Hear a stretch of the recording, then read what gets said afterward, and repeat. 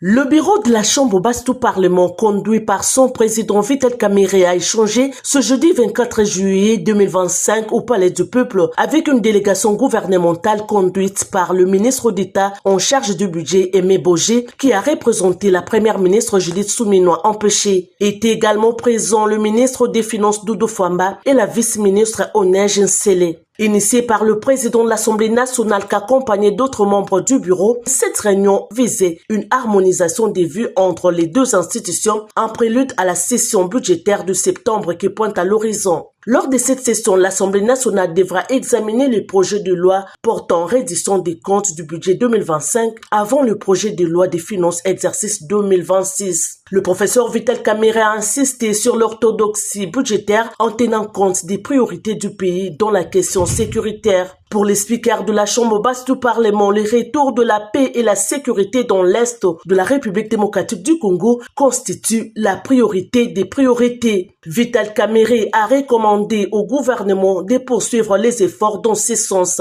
mais sans compromettre l'amélioration du social des Congolais, la rémunération des fonctionnaires de l'État, les investissements et les bons fonctionnements des institutions de la République. Le président de l'Assemblée nationale a réitéré le soutien du bureau de la Chambre basse du Parlement aux efforts diplomatiques conjugués par le chef de l'État Félix Antoine Tshisekedi Tshilombo et le gouvernement souminois pour le retour d'une paix durable dans la partie orientale du pays. De ces points de vue, le gouvernement et l'Assemblée nationale regardent dans la même direction, a fait savoir à la presse le président de la Commission économique et financière, Guy Mafuta Kabongo, au sortir de la réunion. Nous avons observé une attitude de soutien au gouvernement, de soutien à l'institution présidente de la République qui se bat pour que la paix regagne notre territoire national.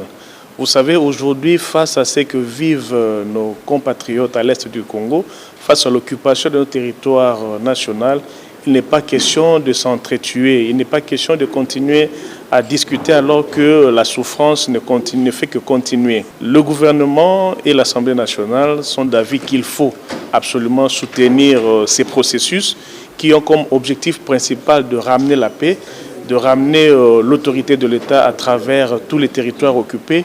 Et de ce point de vue, et l'Assemblée nationale et le gouvernement regardent dans la même direction. Et nous, au sein de l'Assemblée nationale, le président de l'Assemblée a toujours été clair. Il n'est pas question de torpiller le processus qui est en cours. Il faut soutenir par notre attitude, par nos dires. Arrivera un moment peut-être qu'on abordera la question au sein de l'hémicycle. Mais là, il faut d'abord continuer à soutenir ce processus qui doit absolument ramener la paix à travers la République. Quant aux préoccupations sur les dotations du gouvernement à l'Assemblée nationale, le président de la commission ECOFIN a fait savoir que cette question était subsidiaire. Ce n'était pas la question principale de la réunion. Évidemment, on a eu à effleurer la question parce qu'elle est nécessaire, mais la question trouve sa solution dans le respect de la loi des finances. La loi des finances qui a été votée par l'Assemblée nationale, promulguée par le chef de l'État, établit les lignes budgétaires. Il est seulement question de les appliquer.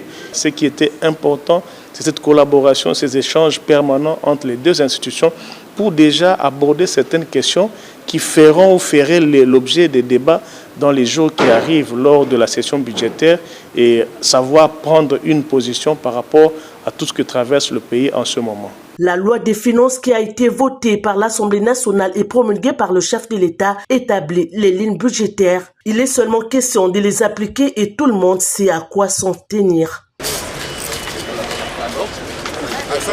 Merci.